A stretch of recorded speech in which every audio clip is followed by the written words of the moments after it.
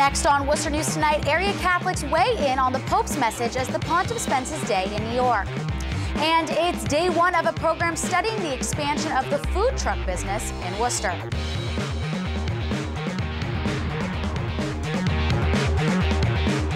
Good evening. Thanks for joining us. I'm Kayla Mamalak. Pope Francis continues his visit to New York today. He delivered a mass at Madison Square Garden after a pre-sessional in Central Park. Earlier, he stopped at Ground Zero and visited a school in East Harlem. The Pontiff also addressed the General Assembly of the United Nations, where he just discussed the environment. Greg Wayland has those details. Our Lady Queen of Angels School is set amid public housing in East Harlem, a predominantly Hispanic Upper Manhattan neighborhood. And this is where Pope Francis made an energized late Friday afternoon stop, meeting with children, some of them immigrants. And it was children who sang for the Pope at the close of an emotional interreligious service at Ground Zero that included prayers of every faith and the Pope's own prayer delivered in Spanish. This is a place where we cry. We cry the pain, the powerlessness makes us feel when we see injustice. He had stopped to leave a rose at the edge of a water pool that outlines the site of one of the vanished Twin Towers. Here, too, he bowed in prayer. The day began with another significant speech at the United Nations touching poverty, war and peace, and once again, the environment. We human beings are part of the environment. We live in communion with it. Any harm done to the environment, therefore, is harm to humanity. And amid this progressive message, he reaffirmed church teaching on life and the natural law. One which includes the natural difference between man and woman, and the absolute respect for life in all its stages and dimensions. Greg Wayland for Worcester News Tonight. Thanks, Greg. And a group of about 200 boarded buses in Worcester today. They will see the Pope in Philadelphia. And while the great majority of area Catholics won't see the Pope in person, many are following his message during this trip closely. He's sort of like the grandfather that everyone wants to hug. Monsignor Robert Johnson presides over the noon Mass at the Cathedral of St. Paul. He says each pope brings their own gifts to the ministry. Pope Francis's is his personable nature. People want to meet Pope Francis. And what Pope Francis is doing is bringing the same message of the gospel that every pope has proclaimed through the time in history, but he's bringing it in a very personal way. President of Assumption College, Francesco Cesareo, is traveling to Philadelphia Saturday for the Pope's meeting on families. He says you can see the Pope's personable nature through his desire to spend time with people. When he was coming out of St. Patrick's Cathedral, he wanted to go over to the crowds, and the Secret Service wouldn't allow him. And you could see the frustration on his face when he was not allowed to go to the people. Cesareo says while Pope Francis is delivering a message to the modern world, he is not changing church teachings or church doctrine. What he's doing is he's bringing a moral voice to the debates of the contemporary world. So his focus on the climate comes out of a theological perspective, not out of a scientific perspective per se, but how should we understand this within a theological framework? Catholics attending Mass at Cathedral Friday say they have been following coverage of the Pope carefully. While they will not be able to meet him in person, they say Pope Francis makes them proud to be a Catholic. Absolutely. Yeah, absolutely proud. He almost always has a smile on his face. What I find most amazing is the excitement level that's out there among the general population.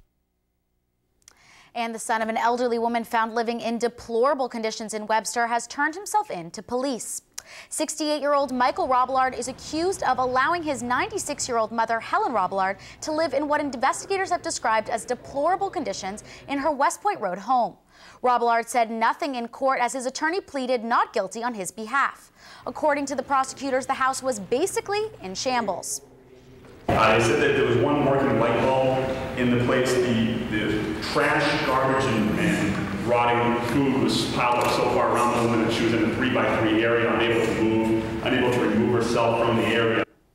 Robillard was released on his own recognizance and ordered to stay away from his mother. He's due back in court on November 3rd. A Worcester County grand jury indicts Hardwick father Randall Lintz and his girlfriend today. The couple now face a charge of abuse and reckless neglect of Lintz's 7-year-old son. The boy is now being treated in a long-term care facility. The Worcester District Attorney says the 7-year-old suffered grave injuries while living in a home shared by Lintz and his girlfriend, Alexandra Chadwick. Lintz is being held on $200,000 bail. Chadwick could be arraigned Monday in Worcester Superior Court. And students may find them comfortable, but according to the Worcester School District, hoodies are no longer an option for some students. Monica Medea has the details. You cover yourself up like this, and then you could do something bad, and the cameras cannot see your face. That's why Burncoat High School sophomore Christian Robles was told to put his hoodie in his locker Friday morning. It's a brand new policy for 2 high schools in the Worcester School District, a move Burncoat's principal says he enacted for the safety of all students. I like this high school. It's good.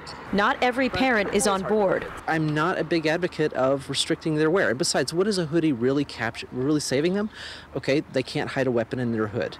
How often is that a problem? Across town at South High School, Principal Maureen Binenda says she enacted the no hoodie rule as a way to build relationships in the school. You can't establish a relationship with someone and you can't see their face. She noticed students wearing their hoods pulled tight last year, and after a violent summer in Worcester with crimes committed by younger people, she knew something had to be done. As a principal, if you're responsible for the safety of 1,200 teenagers, you have to always think, how can I make my school the safest that it can be?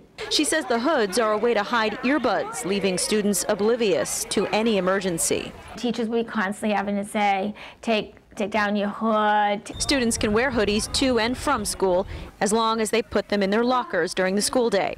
Binenda realizes most students are wearing the jackets to stay warm, so she's been handing out these sweatshirts with the school logo.